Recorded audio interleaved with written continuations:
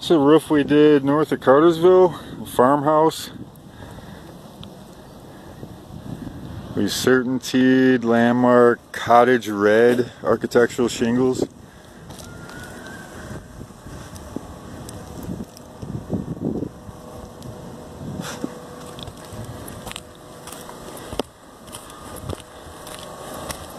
Pretty nice color.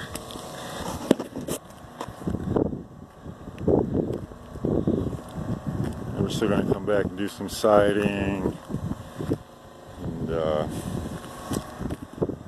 side this chimney, side the front of the house, so there's still some things that have to be done on it. But the roof's done.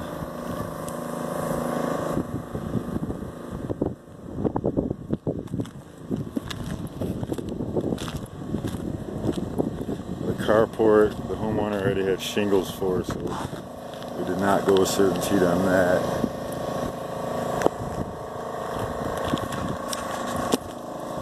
This ladder is the homeowner's.